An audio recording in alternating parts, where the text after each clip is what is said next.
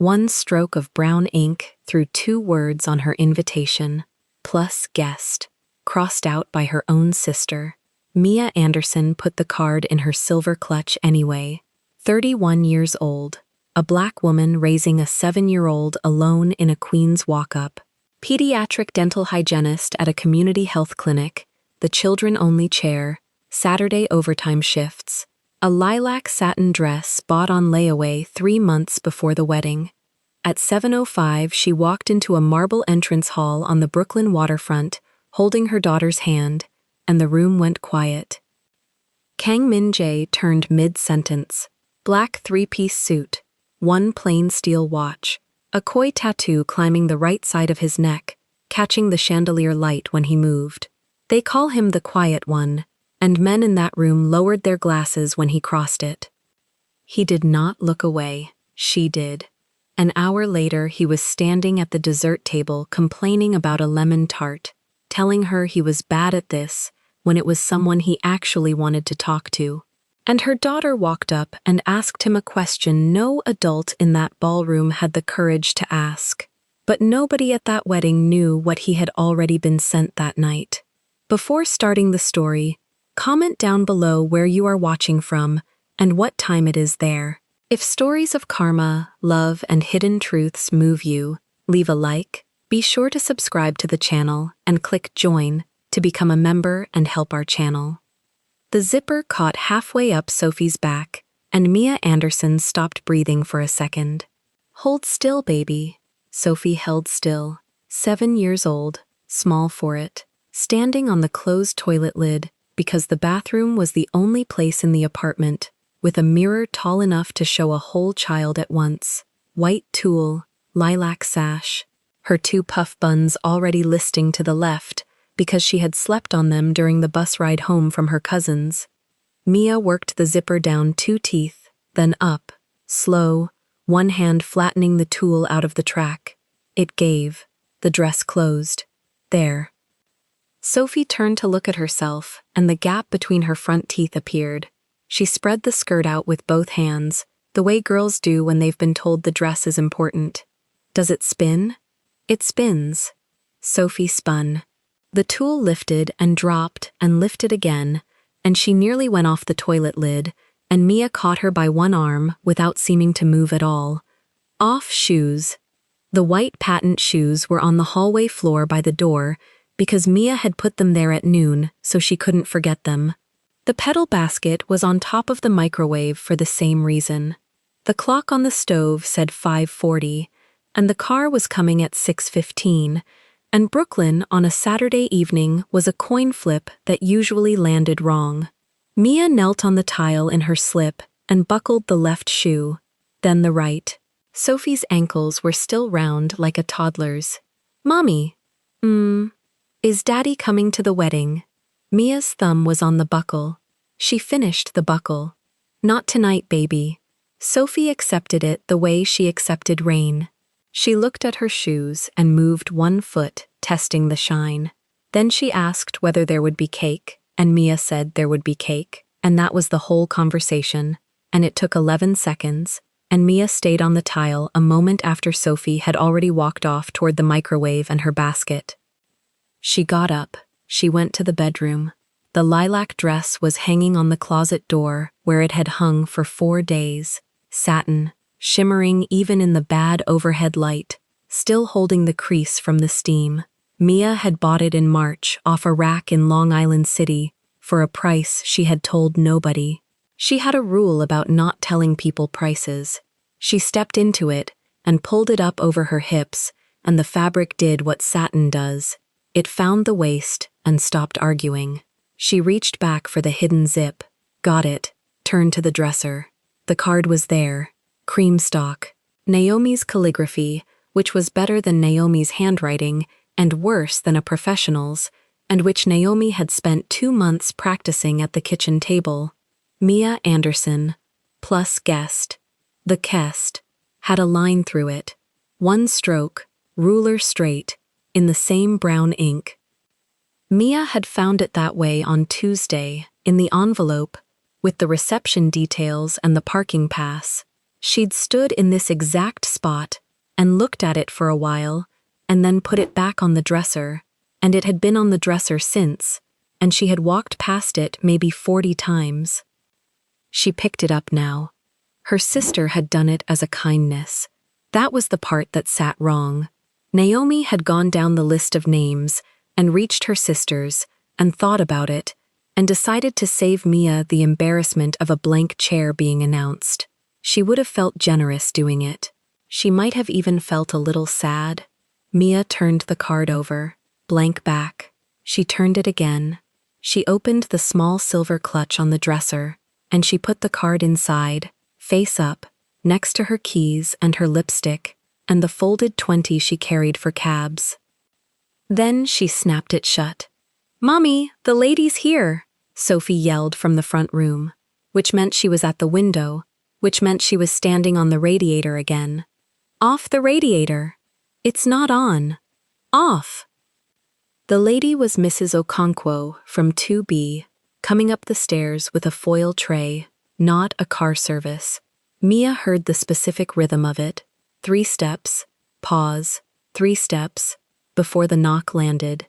She opened the door in the lilac dress, with her hair still pinned back at one side. Mrs. Okonkwo looked at her for a full second. "Ah," she said. "Ah, don't." I said nothing. She came in sideways with the tray and set it on the counter. "Jollof, for after. You will not eat at that party. I know these parties. They give you 1 shrimp on a stick." "There's a dinner. 1 shrimp on a stick," Mrs. Okonkwo repeated, and put the tray in the refrigerator herself. Then she turned around and looked at Sophie in the tool, and made a sound in her throat, and Sophie curtsied, badly, and the woman laughed so loud the pigeons went off the fire escape. Mia went back into the bedroom to finish her hair. She took the pins out and let the mass of it fall, dark brown, almost black, wave turning to curl by the ends, heavy at the root. She'd had it braided down for 6 weeks, specifically so it would do this tonight. She shook it forward over her chest on the right, tucked the left behind her ear, freed the short wavy piece at the front and let it curve near her forehead. 3 minutes. She had done a version of this in dorm bathrooms, in hospital locker rooms, in a Greyhound restroom outside Baltimore once, at 19, going to see a man who was already gone by the time she arrived. She put on the silver drop earrings, the thin chain, the glasses last, silver frames, because she wanted to see her sister's face at the altar, and vanity had a limit. Her phone buzzed on the bed. "Loretta." "Of course." "Ma." "Where are you?" "Queens, where I live." Naomi's asking. Naomi is getting married in 90 minutes. She is not asking about me. There was a pause on the line with catering noise behind it, and a man saying something about ice.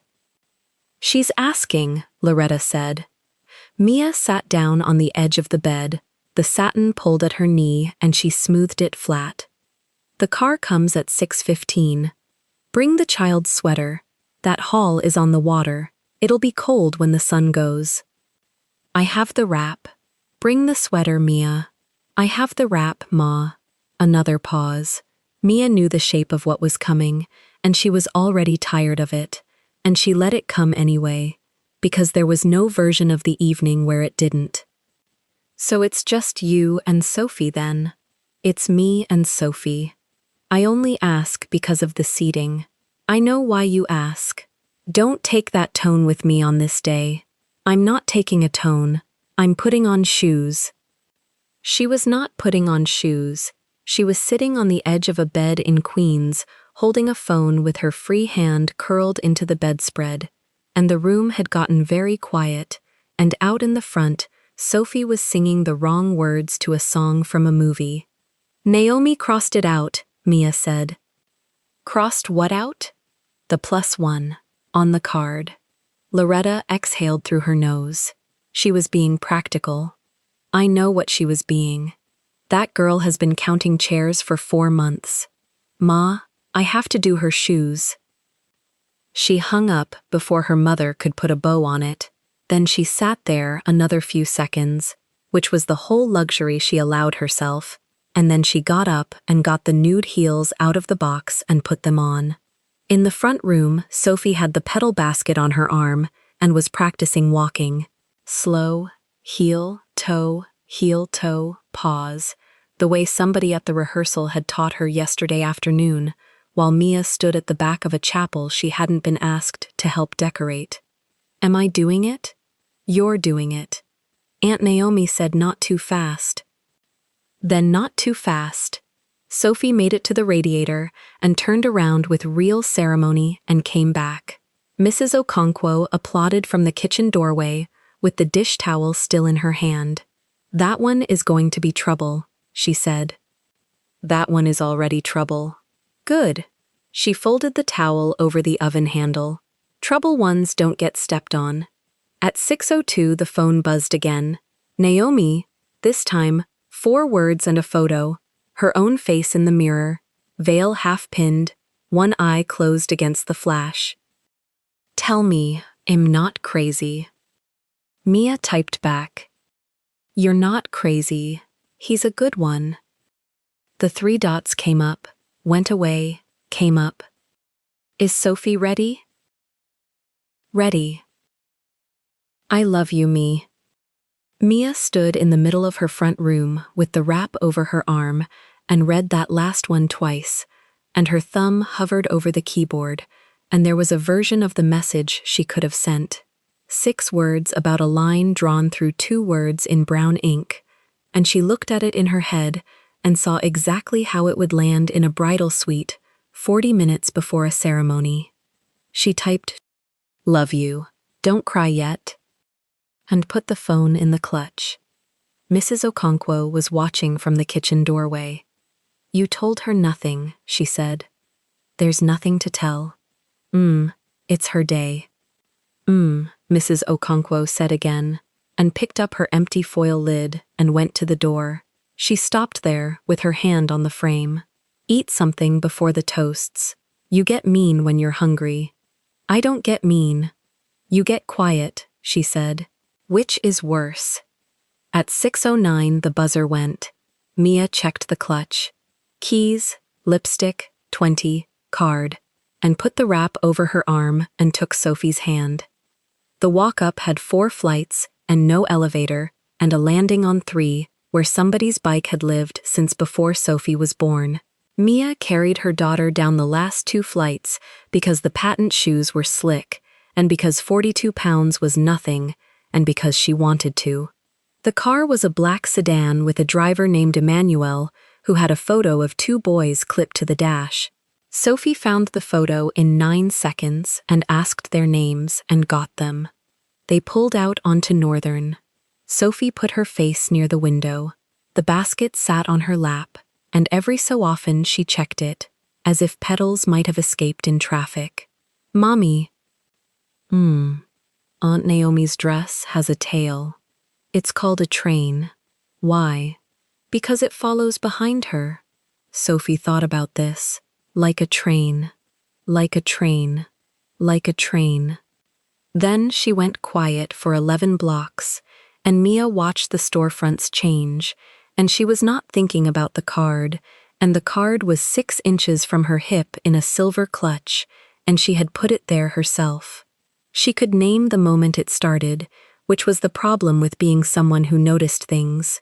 6 years ago, Sophie, 11 months old, red-faced, screaming in a stroller in the lobby of a building on Lexington, where Mia had gone to sign a lease she could not afford alone, and the man who was supposed to sign it with her had not come, and the leasing agent had looked at her with a kindness that was worse than contempt, and Mia had said, "He's parking," out loud to nobody.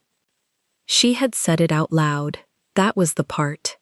After that, she stopped saying things out loud. She got a night certification. She took the job with the medical billing group in Rego Park, and then the better one, and she moved twice, both times up, and she paid for the 2nd grade uniform in full in August instead of on a plan, and nobody in her family had lent her $1, and nobody in her family seemed to have noticed that. What they noticed was the empty chair. They had been noticing it, out loud, for 6 years. "Is there dancing?" Sophie said. "There's dancing. With you?" "With me." Sophie nodded and went back to the window, satisfied, and said, "Grandma says you should dance with a man." Emmanuel's eyes came up in the rear view and went down again fast, professional. "Grandma says a lot of things. She said it on the phone yesterday, to Aunt Naomi." Mia turned her head and looked at her daughter's profile. The round cheek, the huge dark eye, the ribbon coming loose on the right bun already. And she reached over and fixed the ribbon and said nothing at all. And the silence in the car sat for a block and a half. "Mommy." "Baby, are you sad?" "No. You look like the sad face." "I'm wearing lipstick. That's the lipstick face." Sophie laughed, one loud syllable, and bought it completely, and put her head against Mia's arm, and that was the end of it. The BQE was moving, which was luck.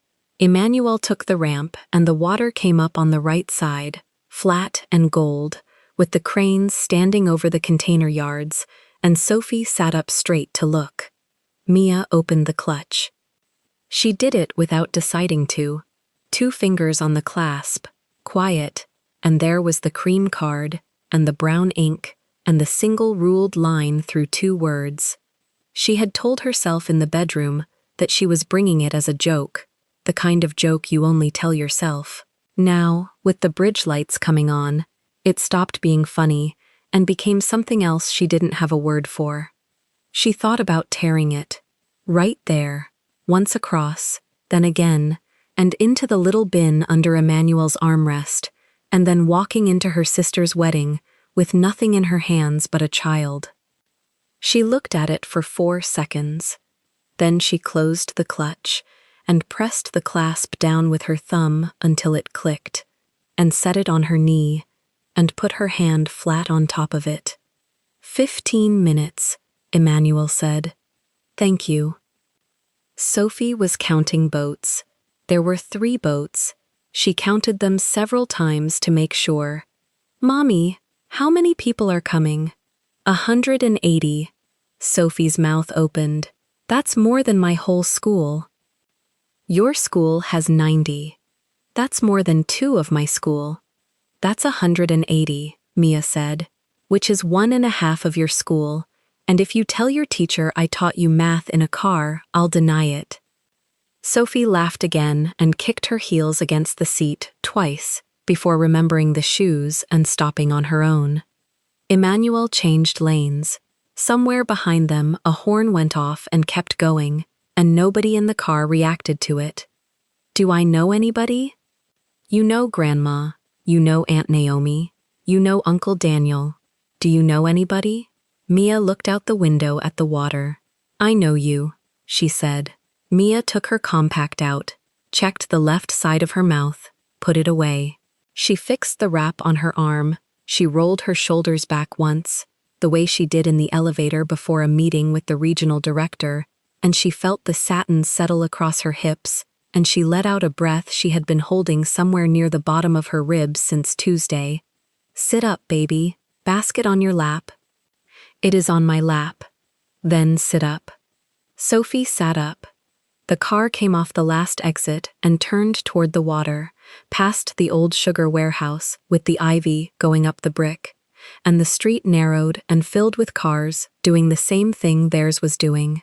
Valet stands, a string of small lights in a hedge, 2 men in black suits at a gate, one of them with an earpiece, standing very still in a way that had nothing to do with weddings. Sophie pressed her hand against the glass. "Is that it?" Mia looked up at the building. 3 floors, glass on the water side, every window lit, and she saw her sister's whole future stacked up in it, and she found, honestly, that she was glad. "That's it." Emmanuel pulled into the line. Ahead of them, a couple got out of a Mercedes, and the woman's laugh came through the closed window. Mia took her daughter's hand and held it in her lap, on top of the silver clutch, on top of the card with the line through it. "Ready?" Sophie nodded once, hard, like a soldier. The door opened from the outside. Sophie was out of the car before Mia could reach for her hand, both feet on the gravel, basket swinging. The valet caught the door. Mia slid across the seat, gathered the hem of the lilac dress in one fist, and stepped down into a wall of noise she had been hearing through glass for the last 4 minutes, and only now felt in her chest. A string quartet somewhere inside, ice moving in buckets, 200 conversations happening at once behind a door that kept opening and closing. "Hold my hand across the gravel," she said. Sophie took it without looking back. She was reading the building. The 2 men at the gate had not moved from where they stood when the car pulled up. One of them tipped his chin toward the valet, and the valet went quiet. That was all. Mia walked between them with her daughter, and the older of the 2 shifted half a step to give her room, the way men do in doorways. Except he shifted before she got there. Loretta was waiting under the awning, with her wrap already off her shoulders, and her phone in her hand like a weapon. 20 minutes, Loretta said. Traffic on the BQE. There's always traffic on the BQE. That's why you leave early. She bent, hands on knees, and her whole face changed. Look at you. Look at this child. Sophie held out the basket for inspection. Loretta inspected it. Where are the petals? Inside they give them to me, Sophie said. Aunt Naomi said. Aunt Naomi said. Loretta straightened, and her hand landed on Mia's forearm, and she squeezed once, hard, the way she did when she was about to say something she'd been holding. She's crying up there. Don't go up yet. She'll come apart if she sees you. Then I won't go up. I'm saying it for her, not for you. I know what you're saying. The doors opened for a couple ahead of them, and the sound came out whole. Mia had pictured a room. What she walked into was a hall, marble the color of old bone, 3 stories of it, a staircase splitting at the top and going both ways, chandeliers dropped on long chains so low you could see the wire. 180 people had been reduced to 60 inside it, and the 60 still had space to spread out. Sophie stopped walking, just stopped, in the middle of the floor, head back. Baby, it's like a church for rich people, Sophie said. Somebody laughed. Mia turned her head, and it was a woman in green, with a champagne flute, ash blonde, and the laugh had not been friendly, and the woman had already turned back to her circle before Mia could place it as anything at all. Mia put her hand on Sophie's shoulder and moved her forward. The coat girl took nothing from them because Mia had brought nothing. Loretta went ahead toward the terrace doors, waving at somebody, gone in 9 seconds. And then the room did a thing Mia had felt maybe twice in her life and never trusted. It thinned. Conversations stayed running. That was the strange part. Nobody stopped talking, but heads came around in a slow ripple from the bar toward the stairs, the way water takes a shape when something drops in it.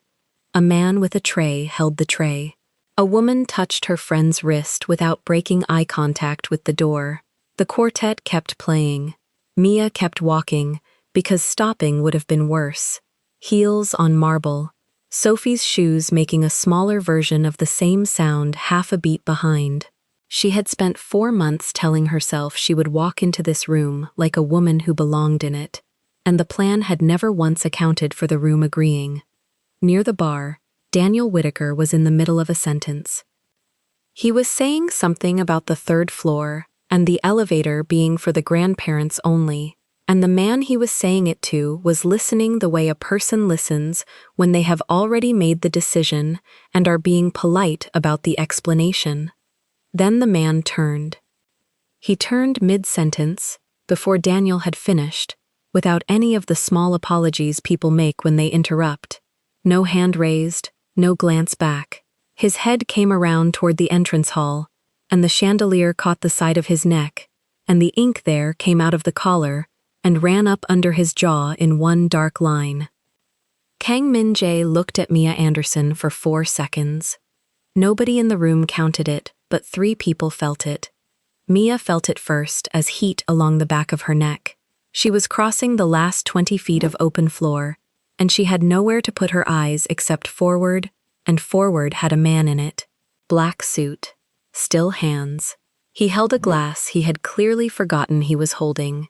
He was not doing the thing men did in bars. No smile arriving, no chin lift, no invitation. He looked at her the way you look at a door opening in a house you thought was empty. She looked back. That was the mistake, and she made it anyway, because looking away first was something she had trained out of herself at 19 on a Greyhound outside Baltimore and never trained back in. 1 second, 2. His mouth moved slightly, not a smile. Something before a smile. That got stopped. Mia broke it. She turned her head to Sophie, who had chosen that exact moment to test the marble with one shoe to hear the click, and she said, "Not in here," and her voice came out with a crack in the middle of it that she hated. "Why?" "Because it echoes. That's why." "Sophie." She walked her daughter to the wall of seating cards and put her back to the room and put her whole attention on a board she had no reason to look at, because the alternative was standing in the open with her pulse in her throat. Behind her, Min Jae had still not turned back to Daniel. Daniel noticed. He had known Min Jae for 6 years, since a night in Flushing that Daniel told at parties in a heavily edited version, and a second night 3 years later that he never told at all. And in 6 years, Daniel had watched the man decline 2 heiresses, a soap actress, and one extremely determined attorney with the same 4 words each time. Min Jae did not look at people twice. It was not a rule he announced. It was just a thing that had never happened in front of Daniel. "Who's that?" Min Jae said. Not a question. Flat. "That," Daniel said slowly, "is my sister-in-law. She's married." "She's not married." Min Jae drank, finally, and set the glass on the bar top with more care than the glass required. "Anderson," Daniel added. "Mia. She's Naomi's older sister. The little one's hers. That's Sophie. She's the flower girl. She's been rehearsing since March." Since March. Naomi's family takes weddings seriously. Min Jae watched her back. She had one hand on Sophie's shoulder and the other closed around a small silver clutch, and she was reading a seating board, like a woman looking for her own name, to make sure it was there. "Where's she sitting?" Daniel opened his mouth to answer. Then he closed it. He had spent 4 months not being allowed anywhere near that seating chart. Naomi had counted the chairs for 120 days. There were spreadsheets. There had been one full evening lost to whether an uncle could be placed with his ex-wife's cousin. Touching it now was, by every law of his household, insane. "Table 11, Daniel said, "by the doors. Where are you sitting?" "2. Min Jae's eyes came off her long enough to find Daniel's face, and Daniel understood that he was being asked a question that had not been asked out loud, and that the man asking it had never in 6 years asked him for anything. "Give me a minute," Daniel said. "For what? You're going to make me say it?" Min Jae picked his glass back up. "I'm going to make you do it. Naomi will find out," Daniel said. "Tonight, she finds out everything within the hour. Then tell her it was you. It will be me. Then you're covered." Daniel rubbed the back of his neck. Somewhere above them, on the 3rd floor, his bride was being sewn into a sleeve. 6 years, he said. 6 years, and you've never asked me for a phone number, a favor, a ride, a name, nothing. And you want a chair. I want a chair. Why? Min Jae watched a 7-year-old in white tulle tug her mother's wrist twice and get crouched down to. He took his time. "Because in about an hour," he said, "everyone in this building is going to be looking at your bride, and her sister is going to be sitting there by herself, and nobody's going to notice." Daniel laughed once, short, and went looking for the wedding planner. Across the hall, Mia had found her name. Anderson, MIA, 11. Below it, in the same brown ink, Anderson, Sophie, 11. 2 lines, 2 chairs. Somewhere in a drawer at Naomi's apartment, there was a third card with a line through half of it, and Mia had that card in her clutch, 6 inches from her own hip, and she stood in front of the board long enough that Sophie tugged her wrist. Is our table good? It's by the doors. Is that good? It's good if you have to pee. Sophie considered this seriously and decided it was, in fact, good. Mia Anderson, a hand on her elbow. Loretta, back, with a woman in tow. This is Mrs. Kessler, Vivian. She and Daniel's mother go back. The green dress, the champagne flute, the laugh from the doorway. Oh, Vivian said, and her eyes did a slow trip from Mia's shoes to Mia's glasses and back down to the clutch. Aren't you striking? Look at that color on her, Loretta. She picked it out herself, Loretta said. Well, Vivian's smile arrived without touching her eyes. It's a lot of dress for a sister. Mia felt Sophie's hand tighten. 7 years old, and the child's hand knew a room before her mother's mouth did. Then it's a good thing I'm the only one wearing it, Mia said. Vivian's smile held its shape for exactly as long as it took her to lift the flute.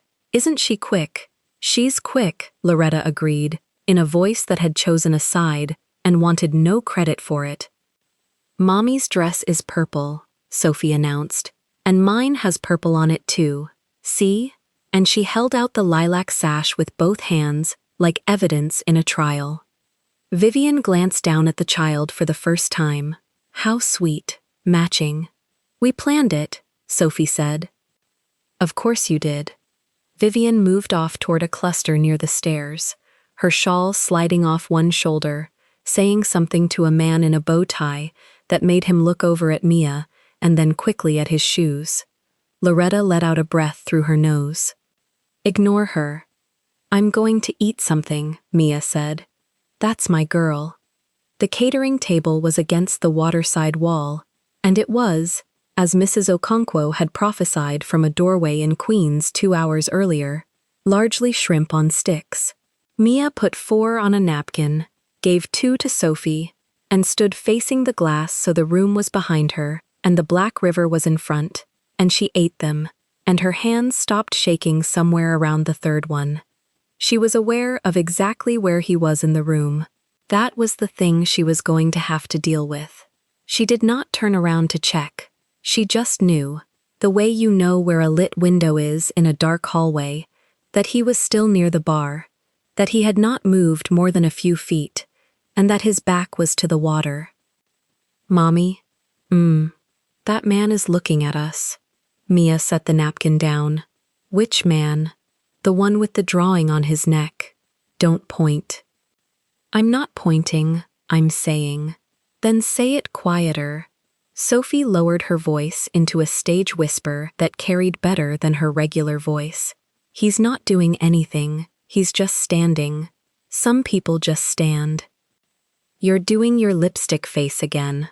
Mia crouched, one hand flat on the marble for balance, and fixed a ribbon that had loosened on the left puff bun. Her hands were steady now, and she wanted them to have a job. Listen to me. In about 10 minutes, a lady is going to give you a basket of petals and tell you where to stand. When she tells you, you go. You don't wait for me, you don't look for me in the seats. You just go. Understand? Where will you be? Table 11, by the doors. That's far. It's a big room, baby. Sophie thought about it. Then she said, with the terrible directness of a child who has spent 7 years watching one face, you keep looking at the door like Daddy's coming. Mia's hand stopped on the ribbon. I'm looking at the door because that's where you're walking in from, she said. It was not a lie. It was the shape of a lie built out of true parts, and she heard herself do it, and she stood up. The planner came for Sophie at 7:26, with a clipboard and a headset, and the practiced brightness of a woman running 180 people on a schedule. Sophie went. She went without looking back, exactly as instructed, which Mia had not actually expected, and which took something out of her chest on the way past. And then Mia Anderson was standing alone in a marble hall with a silver clutch and no one to hold. She counted 12 seconds of it before she started moving toward the terrace doors, because a woman walking is a woman with a destination, and a woman standing is a woman waiting for someone. She got 4 steps. "Excuse me." Not him, a waiter. He had a tray with 1 glass of champagne on it, which was strange, because the trays all around the room carried 6. For me? Compliments of the gentleman at the bar. Mia did not look at the bar. Which gentleman? The waiter, who was 19 and had been given no script for this, tilted the tray a half-inch toward her. He said if you asked, to say it's not from anyone. He said you'd take it faster. Something moved through her that she had no name for and did not intend to name in the middle of a wedding. She took the glass. "Tell him thank you." He said not to. "Tell him anyway." The waiter left. Mia held a glass of champagne she had not asked for, in a room where 200 people had watched her walk in, and she made herself turn her head toward the bar, because refusing to look was its own kind of answer. He was gone. The bar top had a glass on it, still half full, sweating onto the marble. The bartender was already reaching to clear it. Near the stairs, a small commotion. Daniel Whitaker, with his tuxedo jacket open, bent over a table where a woman with a clipboard had spread a laminated diagram, and Daniel was pointing at it with 2 fingers and saying something fast. The woman shook her head. Daniel said something else. The woman looked at the ceiling in the specific way of a professional being asked to do something at 7:31 that was supposed to be finished at 4 o'clock. Then she picked up a pen. Daniel Whitaker, 40 minutes before his own wedding, moved a name off table 11. He looked up once while he did it and caught Mia looking, and he grinned at her. The big, easy grin, the one his whole face joined in on, and lifted a hand, and Mia lifted the champagne she had not ordered, and neither of them said anything, because he was across a room and about to get married, and there was nothing to say. She thought he was waving hello. The quartet stopped. A bell rang somewhere. 3 soft strikes, and the crowd began to move as one animal toward the ceremony hall, and Mia went with it, holding a stranger's champagne, into a room where her chair had already been changed. The wedding planner got to the doors before the crowd did, and put her arm across them like a crossing guard. 20 minutes, she said, to nobody and to everybody. Bars on the terrace. 20 minutes, please. A groan went through 200 shoulders and turned immediately into thirst. The animal reversed itself. Mia turned with it and found herself carried back across the marble, past the seating board, out through the double glass doors onto the terrace, where the river was doing its slow black work under the string lights. She had been in the ceremony hall for 11 seconds. She counted that too. Outside, the air moved. She hadn't realized how warm the marble room had been until the wind came off the water and lifted the hair off the back of her neck. She stepped away from the doors so people could spill past her. A waiter went by with a tray of something wrapped in bacon. 2 women in navy discussed the sleeve. The sleeve was why. Word traveled fast at weddings and traveled fastest when it was bad. A seam had opened at the bride's shoulder during the second-to-last photograph, and somewhere above them, a woman with a needle was working on it, and until she finished, nothing on this river was happening. Mia thought about Naomi crying up there with a stranger's hands on her arm, and her feet turned toward the staircase before her mother's voice replayed itself. "Don't go up." She stopped at the second step. She put her hand on the rail, and then took it off the rail, and went back out to the terrace. Loretta found her by the heaters. 20 minutes is 40, Loretta said. Always is. Eat. I ate. Shrimp isn't eating. Loretta scanned the crowd the way she scanned church, counting who came, who didn't, who came with who. Sophie's fine. She's in the little room with the planner's girl and a coloring book, and she has already told 2 grown women that this is a church for rich people. She's been saying that all night. She's going to say it at the toasts if we're not careful. Loretta's eyes stopped moving. Who is that? Mia followed the look. Daniel was crossing the terrace with 2 glasses in one hand and no bride to hand one to, aiming at nothing, and behind him, half a step back, was the man from the bar with the koi on his neck. Daniel's friend, Mia said. Loretta's mouth did something. He hasn't sat down once. Men who don't sit down are either working or looking. Ma, I'm just telling you what I see. Loretta patted her arm and left in the direction of the mother of the groom, which was its own kind of work. Mia went to the dessert table because it was the only place to stand where standing alone made sense. It was a long table, glass-topped, set under the corner of the awning, 3 tiers of small tarts, a bowl of strawberries nobody had touched, and a coffee urn that hadn't been switched on. She picked up a plate she had no intention of filling. That was the trick. A plate in your hand, and you were a person making a decision, not a person waiting. You're going to take one of those and not eat it, Daniel said, arriving at her elbow. My mother does that. It's a strategy. It's a great strategy. He set one of the 2 glasses down on the glass top, and then, without any transition at all, he said, Mia, this is Kang Minjae, Naomi's sister.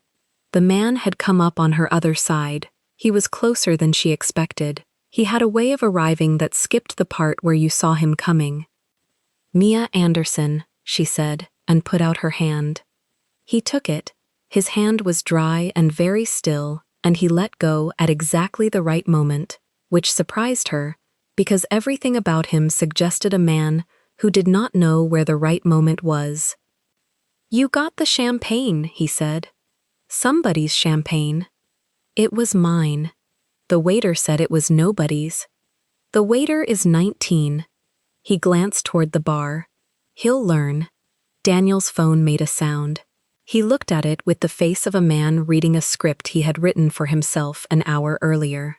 That's the planner. She needs me for the boutonniere thing. 2 minutes. He left. Mia watched him go and noticed that he did not look at his phone again. The silence lasted a beat and a half. The band, Minjae said. What about them? Is that the band, or is that a different band? Mia looked over. The string quartet had migrated to the far end of the terrace and were sawing their way through something that had been a pop song in 2009. That's the ceremony music. There's another one for the reception. Naomi hired them in February. She played me 40 seconds of a video on her phone in a parking lot. Were they good? I couldn't hear them. She was talking over it, telling me they were good. Something happened at the corner of his mouth. It wasn't a smile. It was a thing that happened before a smile and then decided against it. Do you like weddings? He said. That's a dangerous question at a wedding. That's why I asked it out here. She put a lemon tart on her plate to have something to do with her hands. I like my sister. I like watching her get what she counted on. She counted the chairs for 4 months. 180. You know the number? Daniel says the number in his sleep. He picked up a tart with 2 fingers, looked at it, and put it in his mouth whole. He chewed once, his face changed. That's terrible. It is not. It's sugar and fear. He set the rest of it down on the edge of the table like evidence. There's no lemon in it.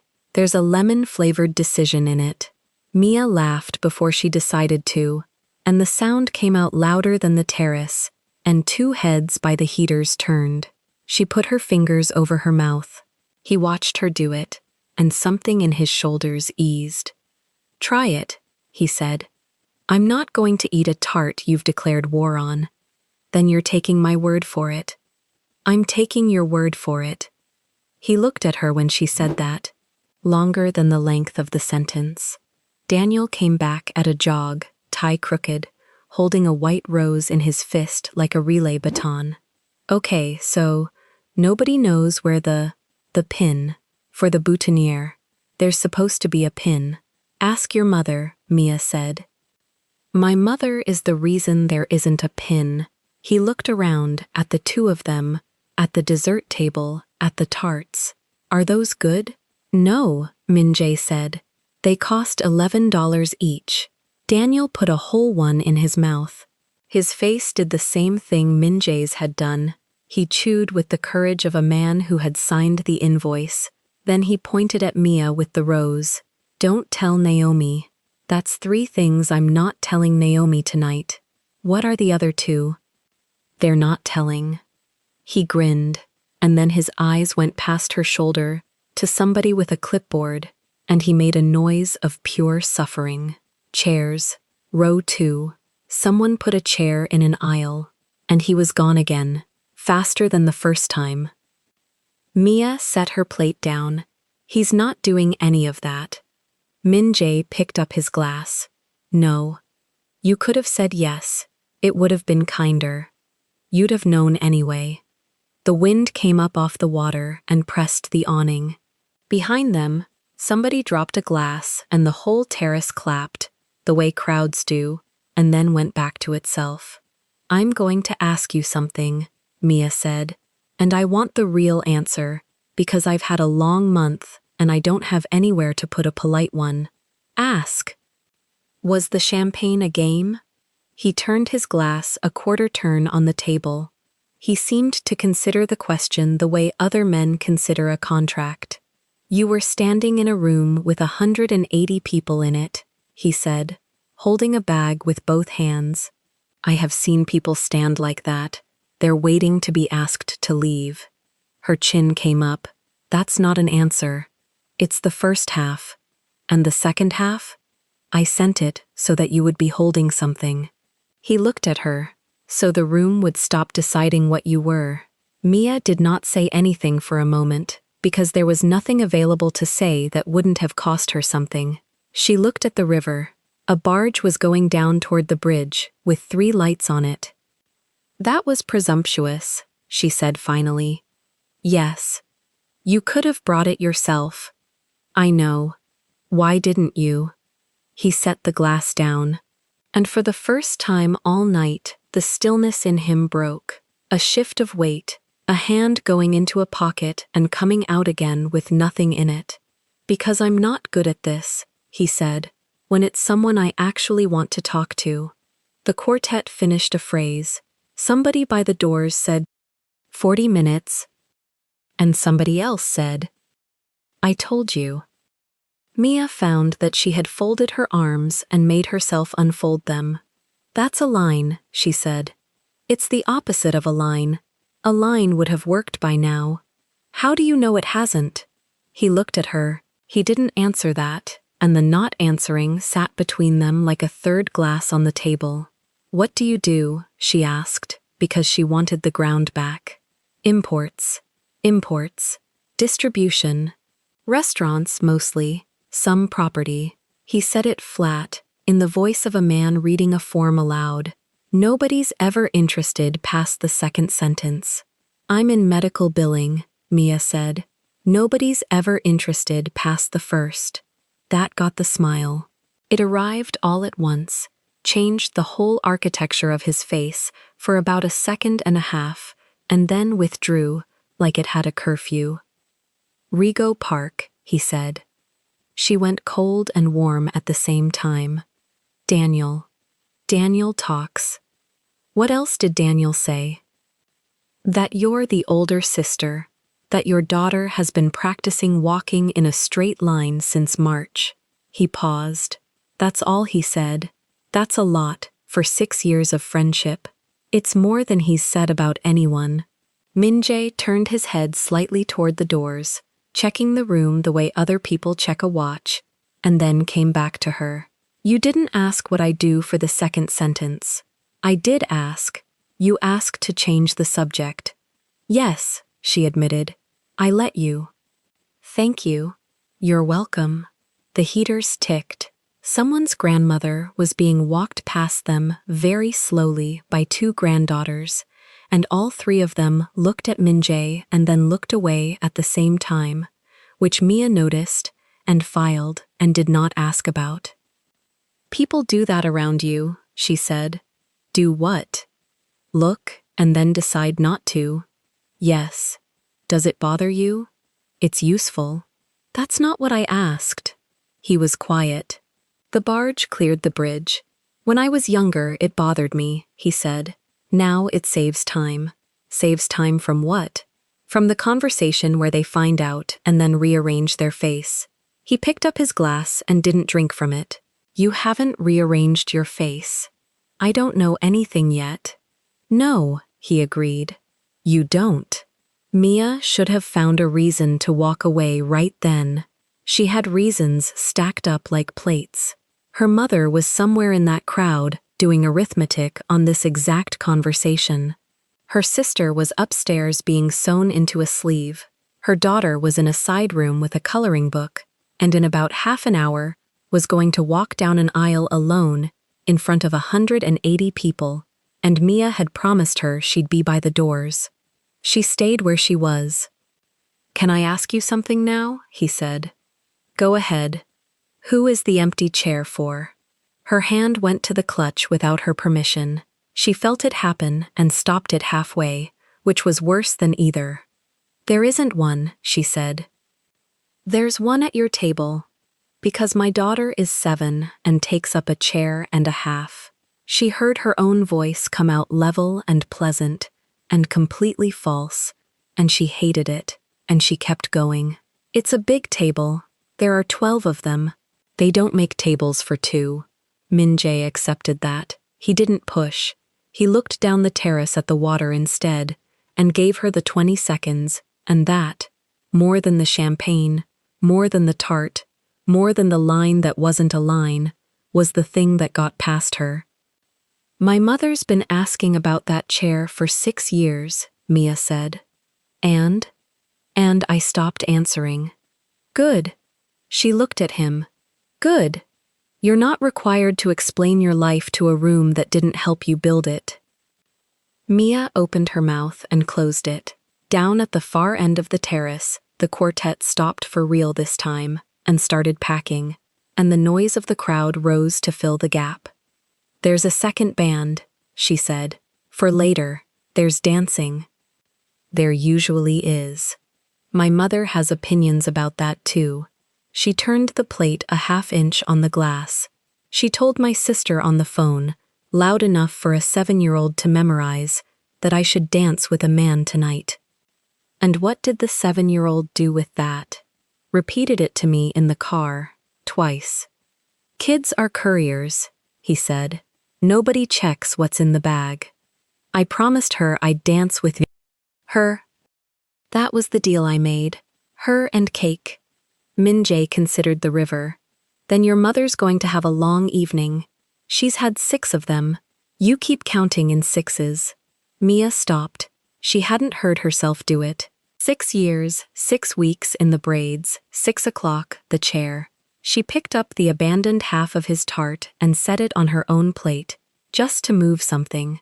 You listen strangely, she said. I listen the normal amount. Most people don't. That's a very confident thing to say to a stranger. You've told me your sister counted chairs for 4 months, that your mother wants you dancing, and that you make deals with your daughter instead of promises. He turned his head. I haven't told you anything except that the pastry is bad. You told me why you sent the champagne. That was an accident. You don't have accidents. He looked at her for a moment. No, he said. I don't. You say things like that out loud, she said. Not often. Why now? Because in 40 minutes, you're going to be in row 3, and I'm going to be at table 2, and I won't get another. He stopped. Something below the level of the table had drawn his eye. Sophie had crossed the entire terrace by herself.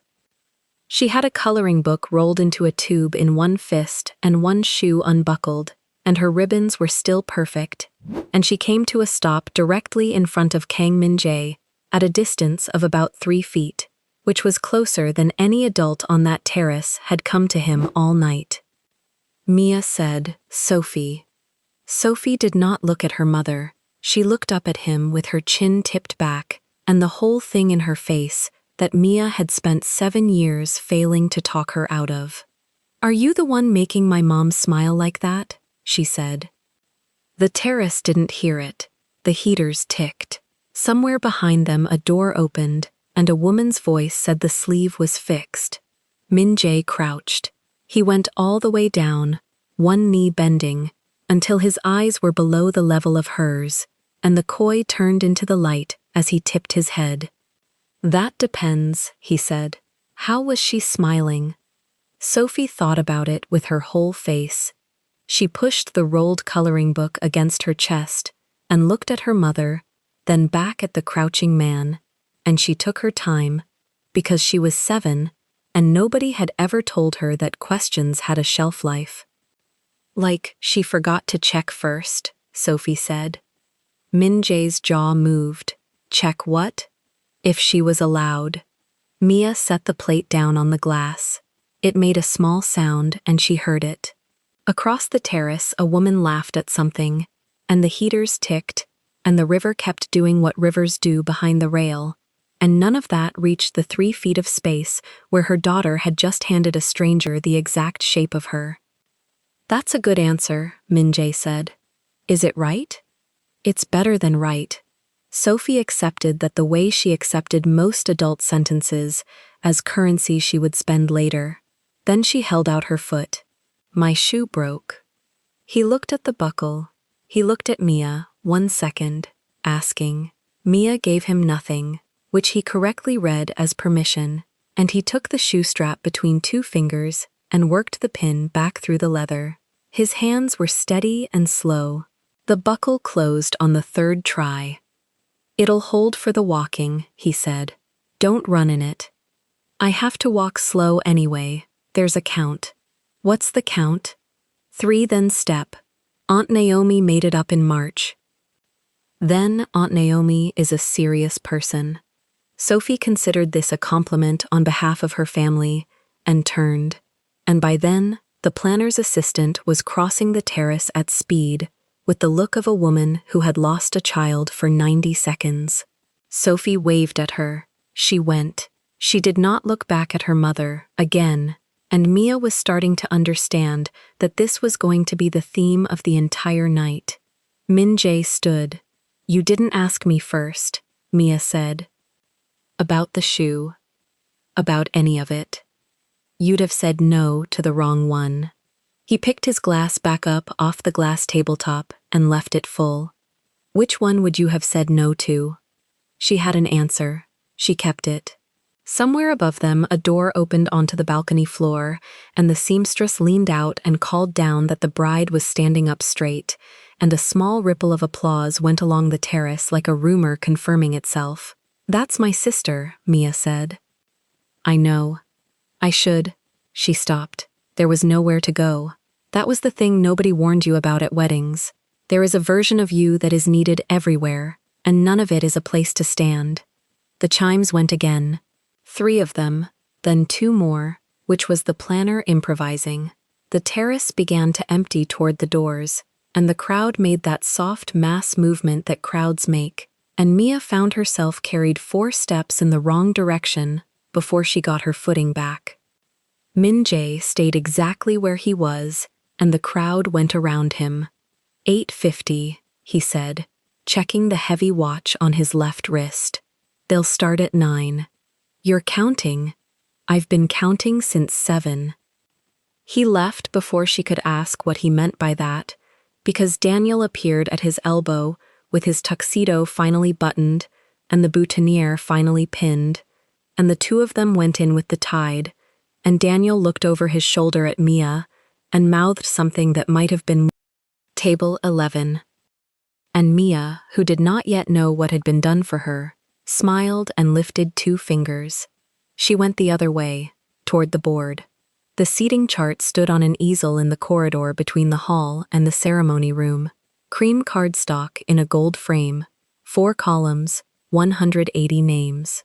She had already found herself on it once tonight. She was going back for Sophie's line, because Sophie had asked whether she would still have a chair after she walked, and Mia had said yes without checking, and she had made a promise to herself years ago about not saying yes to a child without checking.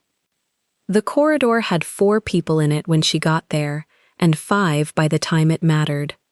Vivian Kessler was one of them.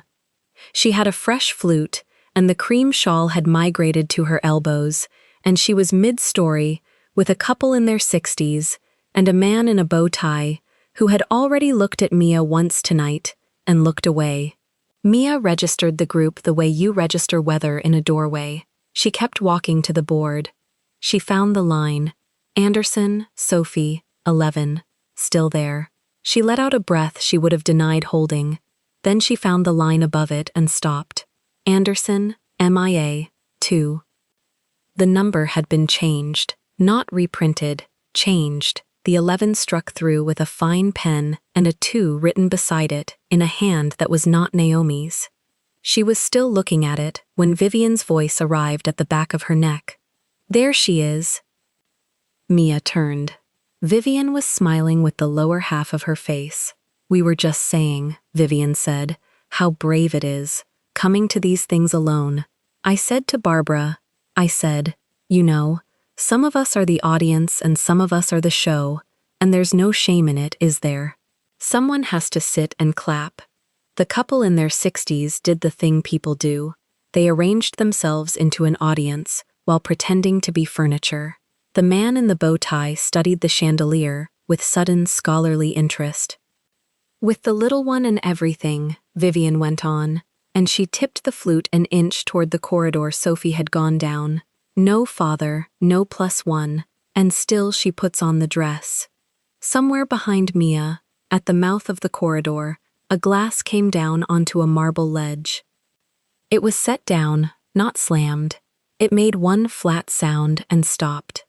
Mia did not turn to look, but Vivian did, and the couple did, and the man in the bow tie did, and whatever they saw over Mia's shoulder took 4 seconds out of the conversation and gave them all a different set of shoulders. Min Jae had come back into the corridor. He was 11 feet away with his hand still open from the glass. His head was turned toward Vivian, and he had gone completely still in the way that had emptied a radius around him at every party he had attended for 11 years, and his weight had already shifted onto the front foot. He had a sentence ready. It was short. It would have cost Vivian Kessler every invitation she had in 3 boroughs by Monday, and it would have cost her more than that, and none of it would have been shouted. He stopped. He stopped because Mia had already begun to speak, and because he saw, from 11 feet, the exact thing he had been trying to buy with a glass of champagne 2 hours earlier, and understood, in the time it takes to take one step, that she had never needed him to buy it. "Mrs. Kessler," Mia said. "The corridor did that thing. I'm sorry, it's Vivian, isn't it? My mother introduced us." Mia's voice came out at conversation volume, not lower, not 1 note higher. "You've got the story slightly wrong, so let me fix it for you, because you're going to be telling it again at the table." Vivian's smile stayed where it was, unsupervised. "There's no father here tonight. That's true," Mia said. "There's no +1. What there is a 7-year-old who has practiced a walk since March, because she was asked to do something for this family, and she intends to do it correctly. She's going to come through those doors in about 20 minutes, and she's going to hit her mark, and when she does, every single person in that room is going to look at her." She let 1 beat go by, including you. The woman in her 60s looked at the floor. "You said some of us are the audience." Mia adjusted the small silver clutch under her arm, unhurried, the way you adjust something you intend to keep holding. I've been the audience at every event in my sister's life for 6 years. I've clapped at recitals, at graduations, at a bridal shower where I paid for the cake. I'm very good at it. It's not a lesser job, and I'd thank you not to talk about it like it's a diagnosis. I only meant, I know what you meant. You meant it where 4 people could hear it. Mia's chin came up half an inch. That's the part that took work. The sentence was easy.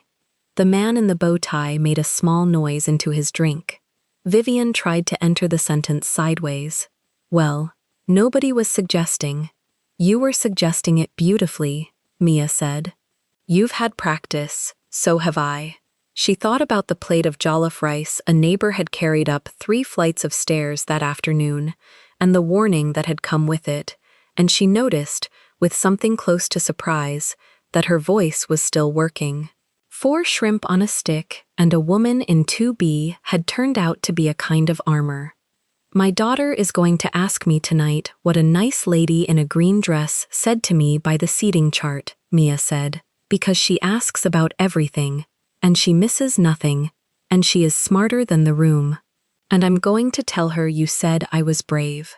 Vivian's hand had begun to move the flute in a tiny circle, which is what hands do when the rest of the body has run out of instructions. That's what you said, Mia said. I'm going to let it stay true. She did not wait to see it land. That was the part Min-jae would think about later, in the car, with the city sliding past the window, that she had left before collecting.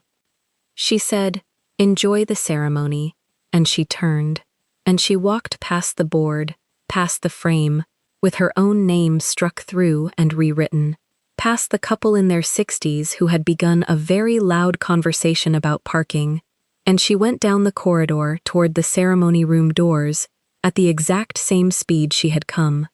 Her heels were even, her hand was steady on the clutch. She got 8 steps. Behind her, Vivian said something to the couple in a bright, recovering voice, some quick repair with a laugh built into it, and one of them laughed back because that is what people do, and the sound of that laugh went into Mia's spine and came out in the smallest break in her stride. A half step, nothing, less than nothing. Min-jae saw it. He had not moved from where he stopped. He watched her cross the last of the corridor with her jaw set and her breathing controlled, and one hand pressed flat against a silver clutch that had a crossed-out card inside it. And he understood that he had spent 2 hours wanting a woman and had just now started respecting one, and that these were not the same event, and that only one of them could be undone. He looked at Vivian Kessler for 3 seconds. That was all he did. He said nothing to her. He did not step closer. Vivian's mouth opened and produced no sound, and her hand went to the pearls at her throat, and the man in the bow tie discovered that he was needed somewhere else immediately. Min-jae walked away. He caught up to Mia at the doors, where the ushers were folding programs into the hands of guests, and the string quartet had begun something in D that had been popular when Sophie was born. "You're at table 2, he said. Mia stopped. "What?" "For the reception, not the ceremony. In the ceremony, you're where your sister put you." He held out a program he had picked up off a stack without breaking stride. "But at dinner, you're at table 2. That's Daniel's table." "It is." She looked at the program, then at him. Then something happened behind her eyes that he watched arrive in stages. "When?" she said. 7:31. "You've had that number ready." "I told you. I've been counting." Mia held the program in both hands. 2 hours of the night rearranged themselves behind her, quietly, the way furniture moves in a house you have left. The waiter with 1 glass on a tray, Daniel with a laminated diagram and a pen, Daniel waving from the stairs, her lifting a glass back like a fool. "You did that before you'd said 1 word to me." "Yes? Why?" "Because in 20 minutes everyone in that room is going to be looking at the bride." He said it plainly, and I wanted to know where you'd be when they weren't. 2 ushers went past them with the last of the programs. Somebody's grandmother was being loaded into the elevator with great ceremony. 2 hours, she said. You moved a chair for a woman you hadn't met. I moved a chair for a woman who was holding her bag with both hands. That's a terrible reason. It's the only one I had at the time. He glanced at the doors. I have better ones now. You should have asked me, Mia said. You'd have said no. I might have said no. That's what asking is. He took that. He actually took it. She watched him take it, the way a man takes a bill he intends to pay. Then I'm asking now, he said. Sit at table 2. If you'd rather not, I'll have it changed back before the salad and nobody will know it happened. Naomi will know. She counted those chairs for 4 months. Daniel already told her. Mia's head came up. When? 10 minutes ago. Upstairs, while they were fixing the sleeve. Min Jae's mouth did something that was almost nothing. He took the blame. That was the arrangement. And she cried, he said. He says it was the good kind. Mia looked down the corridor. The seating chart stood in its gold frame with the little cluster around it broken up and dispersed, and Vivian Kessler nowhere in sight. And beyond it, the double doors into the ceremony room were being opened from the inside by a woman with a clipboard, and beyond that, somewhere in a side room, a 7-year-old was standing with a basket of petals counting 3 then step under her breath. I need to sit down, Mia said. Row 3. I know where I'm sitting. She started to move and then stopped and turned back. And for the first time all night she was the one who came a half step closer. The lady in the green dress. Vivian Kessler. You were going to say something. I was. What? It doesn't matter now. It matters to me. Min Jae looked at her for a moment. Something that would have made her leave, he said. And it would have been about me. Not about you. She'd have told that story for 20 years. And instead she has to tell yours. The quartet dropped into a lower key, which was the signal, and the corridor began to drain, and 180 people started finding their rows. Mia turned toward the doors, and the light from the ceremony room came out across the marble and found her, and she went in, and Min Jae stood in the empty corridor a second longer and did the thing he had been avoiding since 7 o'clock. He took out his phone. He did not check it. He put it back in the inside pocket of his jacket, face down, and held his hand flat over it for a moment, the way you cover a candle in wind. Then he walked past the board, and stopped, and looked at the line where a 2 had been written beside a struck-out 11. Under it, in the same brown ink Naomi had used for 180 names, was Anderson, Sophie, 11. Nobody had changed that one.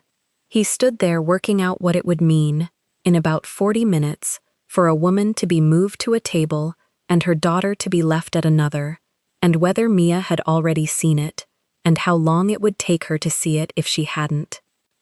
Behind him, the doors closed, the music changed, and in a side room off the corridor, the planner's assistant crouched to hand Sophie the basket of petals and said, brightly, Now remember, sweetheart, after you walk, you go straight up front with the family for the photograph. Sophie said, My mom's not up front. That's all right, honey, you are. The quartet found the first note of the processional, at 9:04, and the 200 people in the ceremony hall stood up at once, which meant that for 11 seconds, nobody in row 3 could see anything but shoulders. Mia stood with them, the program folded once in her hand, then twice, then a third time along a crease that was becoming a small wet line under her thumb. The doors opened. Sophie came through them alone, basket held at the exact height the assistant had taught her, chin lifted, counting under her breath so quietly that only the first 2 rows caught it. 3, then step. 3, then step. She hit the second row, and a woman in a gold jacket made a sound like a kettle and pressed her fingers to her mouth. Sophie kept counting. She threw the petals in fistfuls instead of pinches, which nobody had told her not to do, and a white handful landed on a man's shoe, and he laughed, and it rolled backward through the hall like something loosening. Halfway up, she reached the row where her mother was, and her eyes went sideways, hunting. Mia shook her head once, barely a movement. Eyes forward, baby. Sophie faced front again, and finished the aisle without a single misstep, and when she reached the altar she turned, and set the basket down, and put both hands behind her back, the way she'd practiced in a living room in Queens, with a neighbor clapping. Mia sat down before she understood she'd sat down. Naomi came last, on Loretta's arm, and the whole hall made a sound Mia had heard in movies and never once in a room she was standing in. The sleeve held. 200 phones came up. Naomi was crying before she reached the 4th row and laughing by the 8th, and when she passed row 3 she found her sister and mouthed something with 4 syllables in it that Mia would spend the rest of her life deciding the meaning of. The vows took 11 minutes. Daniel got through his without stopping. Naomi stopped twice. Mia watched all of it from an aisle seat, with an empty folding chair on her right, and for 11 minutes she was fine. Then the officiant asked the family to come forward. It was supposed to be a photograph. The photographer had a shot list, and the shot list said immediate family at the altar after the pronouncement, and the assistant with the headset moved down the front rows tapping shoulders and pointing, and people rose in 2s and 3s and filtered up. Sophie was already up there. Someone put a hand on her back and moved her half a step to the left, into the frame, between the bride's gown and the groom's grandmother. Mia started to stand. The assistant reached row 3, looked at the paper on her clipboard, looked at Mia, and gave her the smile that people give when the paper doesn't have your name on it. "We're keeping it to the front 2 rows, ma'am, just the immediate." Mia sat back down. Nobody saw it happen. That was the part. 200 people were looking at the altar, and at the altar there was a bride, a groom, a mother in plum, a groom's family in 4 matching shades of gray, and a 7-year-old in white tulle with a lilac sash who kept turning her head to check the 3rd row.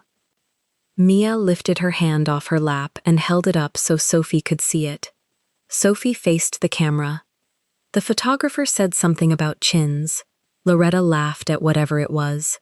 The flash went twice, and then 4 more times, and someone rearranged the back line, and the flash went again. Mia looked at the chair beside her. It was a folding chair with a white cover and a lilac tie at the back, tied by a rental crew at 2 in the afternoon by someone who tied 180 of them. There was nothing on it. There had never been anything on it. Her sister had counted these chairs for 120 days, and this was the one she had solved by drawing a line through 2 words in brown ink. The clutch was on Mia's knee. She had both hands on it, one flat on the top, one under it, the way she'd been holding it in the marble hall 2 hours ago, when a man she hadn't met yet decided the room was making a decision about her. She didn't open it. She knew what was in it. The flash went again, and something in her chest let go. Not loudly, not the way it happens in movies, no sound at all. Her shoulders stayed exactly where they were. Her spine stayed straight, because it had been straight since she was 19 years old, and it had gotten her here. Her face did the one thing she'd never taught it not to do. The first tear went down the left side, and she caught it at the jaw with the back of her hand and turned it into a movement that looked like fixing her earring. The second one came faster. She reached up under the silver frames and pressed the corner of her eye with her knuckle, and the glasses came slightly out of line, and she pushed them back with one finger, and then there was no more available business for her hands, and both of them went back down onto the clutch. She kept her chin level. She kept looking straight ahead at the altar where her daughter stood in a photograph she would not be in. The rows in front of her stayed turned away. Somebody 2 seats over was scrolling. Her breathing was the only thing that gave. Small, quick, high in the chest, and she was working hard to keep even that quiet, because the woman in the seat behind her had a bracelet that clicked every time she moved, and Mia did not want the click to stop. She counted the ceiling beams. There were 9. She got to 6. The chair beside her took weight. She didn't look. She assumed a guest, a latecomer, someone's uncle finding a seat in the dark, and she turned her face further toward the aisle and held her breath so it wouldn't shake on the way out. "Happy or sad?" Kang Min-jae said. Not a question. He kept his voice at the level of a man reading a program to himself, and he was looking at the altar, not at her, and his hands were on his own knees. Mia's jaw worked once before anything came out of it. "Both," she said. He nodded slowly, like she'd answered something technical, and answered it correctly. Row 3 had 8 chairs in it. He had come in from the far end, past 4 people, without any of them turning around, and he had done it during a camera flash. She understood that later. In the moment, she only understood that he'd sat down and not asked her anything about why. The photographer called for the grandparents. She counted her steps, Mia said. Her voice came out with sand in it. The whole aisle. You could hear her from here. I heard her. She didn't look at me. She looked at you twice. Mia's mouth pulled sideways, wrecked. She pressed 2 fingers hard against her upper lip and held them there until it stopped. He let a full 10 seconds go by. He'd been doing that all night, handing her the silence like a chair. Then he moved his hand. He didn't turn, didn't lean, didn't make it a gesture anyone else in the hall could have read. He slid his right hand off his knee and set it palm up on the seat of the folding chair between them, flat, in the 6 inches of white cover that separated her leg from his. Mia looked down at it. Black-gray ink ran up out of his collar, on the other side of him where she couldn't see it from this angle. She saw the hand. She saw the steel watch on the wrong wrist for the gesture, the left one, resting where it had rested all night. "Hold my hand," he said. Mia stared at the palm. "Why?" "Because you don't have to sit through this pretending you're alone." Her breath came apart on the way in. She caught it on the second try. Nobody in that hall had said the word alone to her out loud in 6 years. They had said practical. They had said just you and Sophie. They had said someone has to sit and clap. Her mother had asked about the chair 100 times and never once used the word, and her sister had put a pen through it, and a woman in emerald had built a whole speech out of it in a hallway an hour ago without touching it. He said it in 5 words and then waited. "People will see," Mia said. "Yes. They'll ask my mother about it before the salad. Probably during. You don't know these people." "I know rooms," he said. She almost laughed. It came out as one broken breath and she put her fingers back against her mouth. "Then you know what they'll decide about me." Min-jae turned his head then, the first time since he'd sat down, and the movement brought the ink around into the light off the altar candles for half a second before it went back into shadow. "They already decided," he said, "an hour ago, in a hallway. You corrected them, and they'll forget by Tuesday." He let that sit. "This isn't for them. Who is it for? You, and the kid who keeps checking." Mia's eyes went to the altar. Sophie was turned around again, out of frame, the photographer's hand hovering to fix her, and she was looking straight down row 3 with her whole face open, and she had been looking for a while. Mia put her hand in his. He closed it. Not a squeeze, not a grip. He folded his fingers over hers and set the whole thing down against the white chair cover and let it stay there, and his thumb didn't move, and his shoulders didn't change, and he faced the altar again like a man attending a wedding. It was warm. That was the thing that finished her. It was just warm. She turned her face toward the aisle and let 2 more go down, and this time she let them go the whole way, and she didn't take her hand back to catch them, and something in her ribcage that had been holding a shape since a lobby on Lexington 6 years ago quietly stopped holding it. Up front, Sophie's whole body changed. She saw the 2 hands on the chair. She saw them from 30 feet away with a photographer counting to 3 in her face, and she did not smile, and she did not wave. She stood up straighter, put her hands behind her back, exactly the way she'd been taught, and turned to the camera. The flash caught her like that. Chin up, ribbons even, mouth shut. That was the photograph that ended up on Loretta's refrigerator. "She's going to ask me about this in the car," Mia said. "What will you say?" "I don't know yet." "Good," Min-jae said. "Don't practice it." The officiant said something about a first dance and a bar, and the hall laughed, and 200 people started gathering their programs. Mia felt the room begin to turn. "They're going to stand up," she said. "Yes. That's when they'll see." "Yes." She didn't move her hand. That was the decision. Nobody in the room would have been able to name the moment it happened. There was nothing to see. No gasp, no announcement. Just a woman in a lilac dress in row 3 who had 90 seconds to take her hand back and didn't take it. The quartet started the recessional. The hall stood. Daniel Whitaker came down the aisle with his wife on his arm and his face doing what a man's face does 40 seconds into being married, and at row 3 his eyes went sideways out of habit, checking on the woman he'd moved to table 2. He saw the chair. He saw 2 hands on the seat of it, one of them belonging to a man who had never in 6 years reached across a public room toward another human being, and Daniel Whitaker, mid-aisle, mid-recessional, with 200 cameras on him, laughed out loud. Naomi's head came around. "What?" "Nothing," he said. "Nothing. Keep walking." He kept his eyes forward for the last 12 feet, and he was still grinning when he hit the doors. And later, when Naomi asked him 3 separate times what had been so funny, he told her he'd stepped on a pedal. She didn't believe him.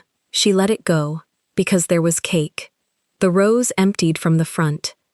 Min-jae let go of her hand a half-second before the woman in row 2 turned around. Early enough that there was nothing to catch, late enough that Mia felt the choice in it. "You didn't have to time that," she said. "No," he agreed, and stood, and buttoned his jacket. "Your mother is coming up the left side."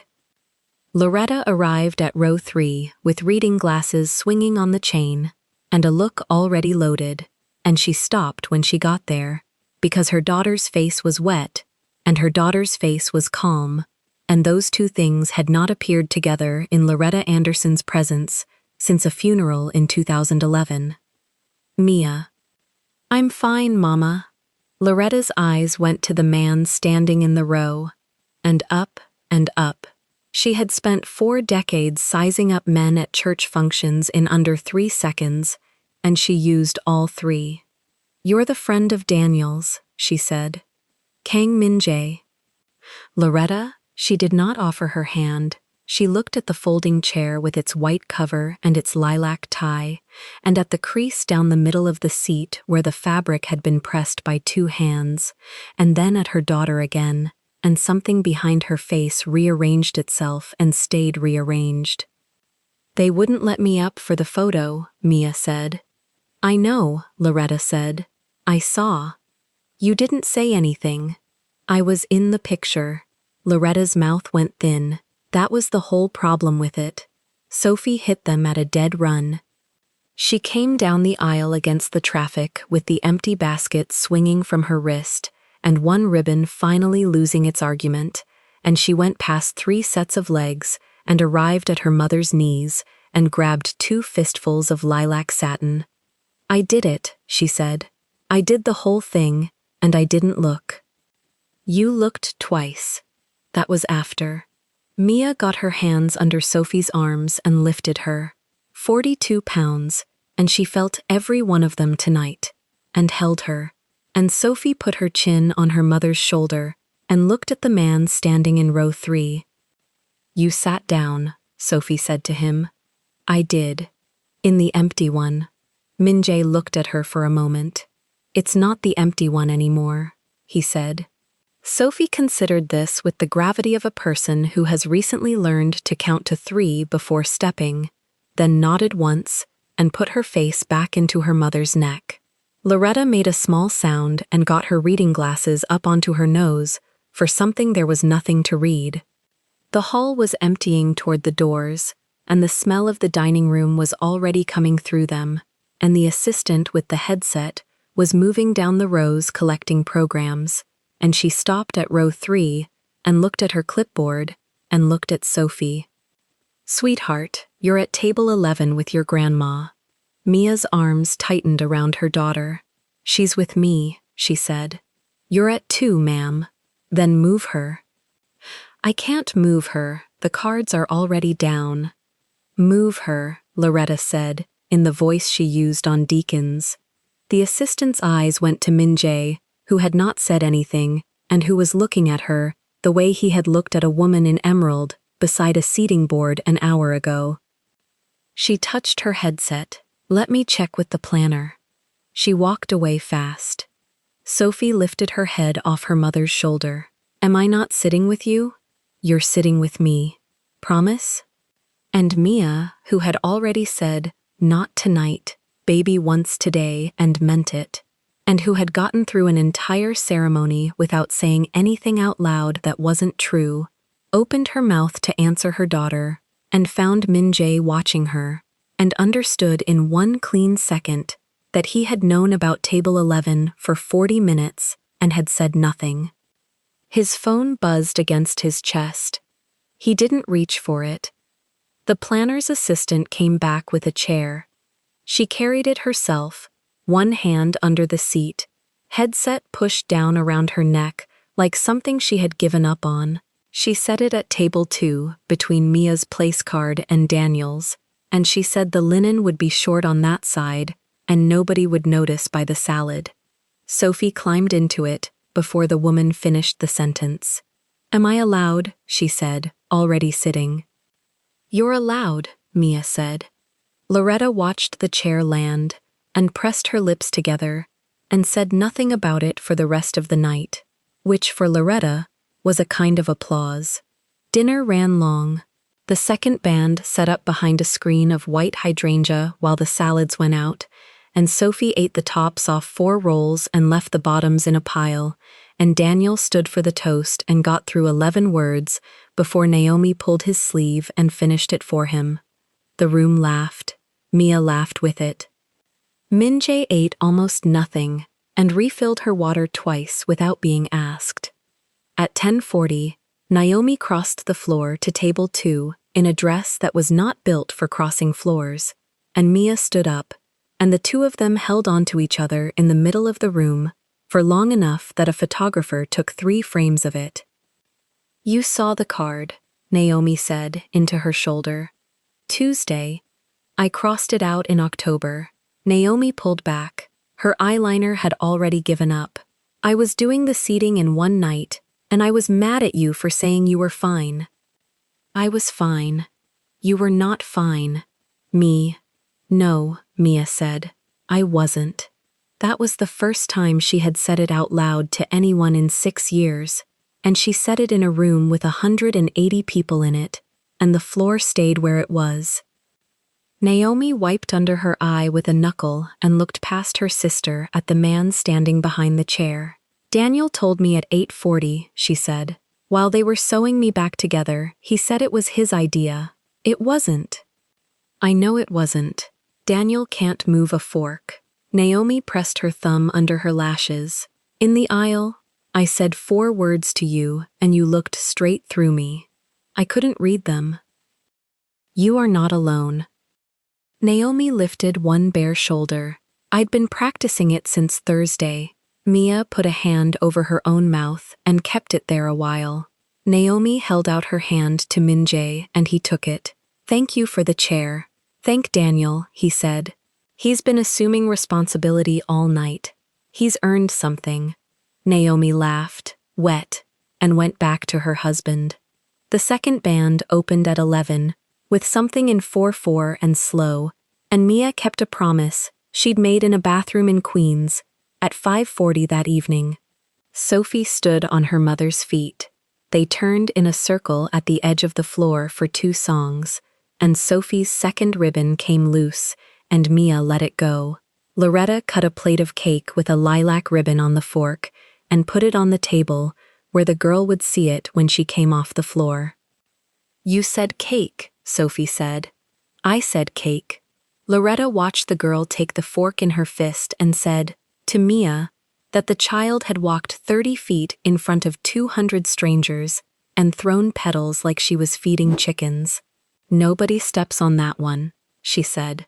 Mia thought of a woman from 2B in a doorway in Queens and put her hand flat on the top of her daughter's head. Her phone lit on the table. "Mrs. Okonkwo. Was there shrimp?" 4. Mia typed. "I ate all 4.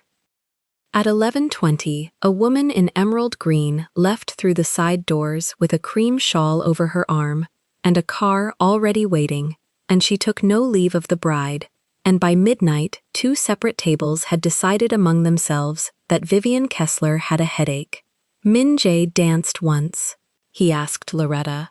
He asked her the way a man asks a customs officer, standing square, hands visible, and Loretta looked at him over the top of her reading glasses for the 3 seconds she gives everyone, and then she put her handbag down on the chair and said, 1. They moved badly and slowly at the far end of the floor. "My daughter has been at the wrong end of a lot of rooms," Loretta said. "I've noticed." "You noticed at 7 o'clock. I've been noticing since 1994. She adjusted her grip on his shoulder. "Whatever you do, Mr. Kang." "Imports. Whatever you do," she repeated. "The day it walks into her house, it stops being yours and starts being hers. That's how it works. That's how it has always worked." He turned her at the corner of the floor. Over her head, he could see Mia at the edge of the parquet holding her daughter's shoes in one hand. "I know how it works," he said. "Then we understand each other, and I would like to sit down." He walked her back to her chair and pushed it in for her, and Loretta let him, and she told her sister on the phone the following Thursday that the man had manners like a funeral director, and that she still wasn't sure whether that was a compliment. By midnight, Sophie was finished. She got heavy, the way 7-year-olds get heavy, all at once, mid-sentence, and Loretta unpinned her wrap and laid it over her on the long bench in the alcove off the ballroom, and the noise from the band dropped to a hum out there. Mia sat with her until the breathing evened out. Then she stood and went out through the glass doors onto the balcony that faced the river, because Min Jae was already out there and had been for 4 minutes, and she had watched him go. The cold hit her arms. She kept walking. He'd taken his jacket off, and he held it out before she reached him. "I'm fine." "You're not," he said, and put it over her shoulders anyway. The water below was black with a seam of orange in it from the Manhattan side. A tug went upriver very slowly. Mia put both forearms on the rail and looked at the seam of orange and let the jacket sit on her the way it wanted to sit. "She's out," she said. 20 seconds. She fought it for an hour and lost in 20 seconds. She danced for 2 songs on someone else's feet. "She's 42 pounds, and every one of them was on my left arch." He laughed. It was short, and it surprised him more than it surprised her, and she turned her head to catch the end of it. "That's the first time you've done that all night." "Yes." "Was it hard?" "Yes," he said. She looked back at the water. A gull went along the rail and gave up on them. "I want to ask you something, and I want the real answer," she said. "How much of tonight did you build?" He set his glass down on the wide stone rail and left his hand on it. The champagne, the seat at dinner, 3 of Daniel's phone calls. He counted without effort, which told her he'd counted before. The band played the slow one at 11, because I asked the bandleader at 10:50. He wanted $100. I gave him 200 so he'd stop looking at me. "That's my daughter's dance. That's your dance." She was going to get it either way. He turned the glass a quarter turn. "I spent 5 hours tonight, manufacturing reasons to stand near you. Every one of them was real enough to survive a question. None of them was the reason. There was a sentence you started on the terrace, she said. You stopped in the middle of it. 40 minutes, table 2, and you weren't going to get another. Another Saturday, where you were in a room I had a reason to be in. He said it flatly, like closing a file. That's all it was. It sounded worse unfinished. It sounded desperate. It was. Why tell me now? Because it worked, he said. You're still here. Wind came off the water and took a piece of her hair across her mouth. She caught it and held it and didn't say anything for a while, and he let the silence be, which she had learned earlier was the thing about him that undid her fastest. You stopped in the corridor, she said. With the green dress, you had your weight on your front foot and you had a sentence. I did. What was it? He thought about lying. She watched him think about it. It was going to be my name, he said. And then a question about whether she'd like to keep the account her husband holds at a bank on 48th Street. Mia turned all the way around. Her back came against the rail. That's not imports. No? Say the rest of it. There's a company. It's mine, it's legal, and it's been legal for 9 years. He held her eyes. The 9 before that are not a story I'm going to tell you on a balcony while your mother's coat is on your child. Ask me on a Tuesday. I'll answer everything you ask, and I won't decorate it. She stood there with his jacket on her shoulders, and the river behind her, and the noise of the band coming through the glass, and she waited for her own face to do the thing he'd predicted at the dessert table, the small rearrangement, the recalculation, the polite retreat. It didn't come. You told me the room decides what I am, she said, before it knows anything. Yes, I've had that done to me since I was 19. She pulled the jacket closed at the front. I'm not going to be the room. He looked at her the way he'd looked at her across the marble at 7:05, except he'd stopped pretending it was a look. Tuesday, she said. Tuesday, and I get to walk away after. You get to walk away after, he said. That's the whole point of Tuesday. She was still deciding what to do with her hands when he moved his, one to the side of her jaw, thumb along the line of it, slow enough that she had 4 separate opportunities to stop him. She used none of them. The kiss was not what she expected from a man who had spent 5 hours engineering the floor she stood on. It was careful. He kissed her the way you handle something you've already broken once in a life you don't talk about. Her hand found the lapel of his own jacket where it hung on her shoulder and closed on it. When they came apart, she stayed close enough that her glasses fogged at the bottom edge, and she laughed at that. And he took them off her face with 2 fingers, wiped them on his shirt cuff, and put them back on. Presumptuous, she said. Consistently. My mother is 40 feet away. Your mother danced with me at 11:30 and gave me instructions. She, what? His phone buzzed against his chest. Once, then twice more, fast, which is the way a thing arrives when a man has been told to send it the second he has it. Mia felt it through the front of his shirt where her hand was resting. She took the hand back. He reached in and turned the screen up. Han Sok-jin had sent 3 lines and a photograph. The lines were an address on Northern Boulevard, a time, 11:50, and 4 words. He asked for you. The photograph was grainy and green with night, taken through a windshield with the wipers up. A man in a gray hooded sweatshirt under a brown bomber jacket stood under a streetlight outside a car service office with a black cap in one hand, saying something to somebody off-frame. Long face, high forehead, the fade grown out at the front. The camera had caught him mid-word. 6 years, a lobby on Lexington, an 11-month-old on her hip, a sentence said out loud to nobody. He's parking. Curtis Rowe was 11 minutes from her building, on a Saturday night, asking for Kang Min-jae by name. Min-jae's face did nothing at all. He looked at the picture for the length of 2 breaths. He read the 4 words twice. Somewhere behind the glass, the band went into something faster and the floor got louder, and inside the alcove, a 7-year-old rolled over under a plum-colored wrap and put her fist against her mouth in her sleep. He looked at the child through the glass. Then he looked at the woman in front of him wearing his jacket. "Everything okay?" Mia said. 2 seconds. He turned the phone face down and slid it into the inside pocket of the waistcoat. "It is," he said. She held his eyes for 1 beat longer than the answer required. He gave her nothing to hold, and she let it go, because it was after midnight, and her daughter was asleep on a bench, and she had had the best night of 6 years, and she wanted, for once, not to check the door. That was the moment. Neither of them marked it. "I have to get her home," she said. "I'll walk you down." He carried Sophie.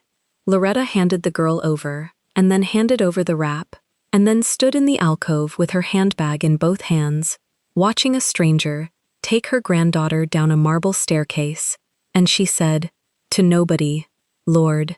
Naomi caught them at the doors in the ruin of her veil, and kissed Sophie's forehead without waking her, and told Mia to text when she was inside. Daniel shook Minjae's hand and held it a second too long, and started to say something, and thought better of it, the way he'd thought better of a second night in Flushing for 3 years. The gravel was wet. The black car was already at the bottom of the steps with the rear door open, and a stocky man in driving gloves standing beside it, earpiece in, eyes going along the tree line and back. "Han-Sok Jin," Minjae said. "He'll drive you." "I have a car. You have a car service. This one has a car seat." The stocky man had, in fact, produced one from the trunk 20 minutes earlier and installed it wrong twice. He nodded to Mia and looked at nothing near her face. Minjae lowered Sophie into it.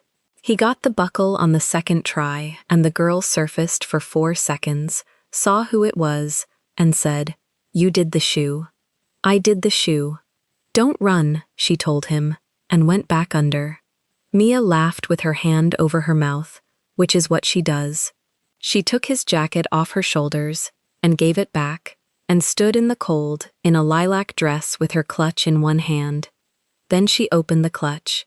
Keys, lipstick, a 20, her phone, and a card, cream stock, brown ink, 1 straight line through 2 words.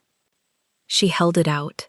He took it and read it, both sides, in the light coming down off the marquee. "Mia Anderson," he said, "plus guest." She tapped the crossed-out part with 1 nail. "Next time it won't be crossed out." "Next time," he said, "I'll be on the card." "That's a lot to assume from one Tuesday." "I assume things," he said. "It's a defect." She got in. He closed the door with his hand flat on the frame so it wouldn't slam near the child. Minjae stood on the gravel and watched the car go up the drive, past the hedge, past the 2 men at the gate, and out onto the road along the water where the taillights held for a moment, and then folded around the corner and were gone. Then he took the card and put it in the inside pocket of his waistcoat, and the card went in against the phone, face to face, the cream stock against the black glass, so that the thing she had given him and the thing he was keeping from her rode in the same pocket over his heart, touching. He stood there for a while. Behind him, through 3 floors of glass, a band was still playing, and 180 people were still eating $11 tarts, and somewhere on Northern Boulevard, a man in a brown jacket was waiting under a streetlight for an answer. Minjae took his phone out, kept it low, and typed 4 words to Han-Sok Jin's second number. "Nobody touches him tonight." He watched the message deliver. He put the phone away on top of the card this time, and buttoned the waistcoat over both. The first thing he ever gave her was his hand. The first thing he ever kept from her was the truth. If you want to watch all the stories without any ads and also get access to bonus scenes, extended epilogues, and exclusive spicy chapters, head over to our Patreon. Scan the QR code on the screen The link is in the description or in the pinned comment. See you there. If this story moved you, stop for a moment and reflect. Have you ever sat in a room full of celebration with an empty chair beside you, smiling so nobody would ask? Have you ever been crossed out of someone's plans and shown up anyway? And when a stranger finally offered you their hand, did you take it? Or were you too used to holding yourself together alone? Tell us your experiences and feelings in the comments. We read them all. And if you believe in stories about dignity, belonging, and hidden truths, leave a like, be sure to subscribe to the channel, and click join to become a part of our community and help the channel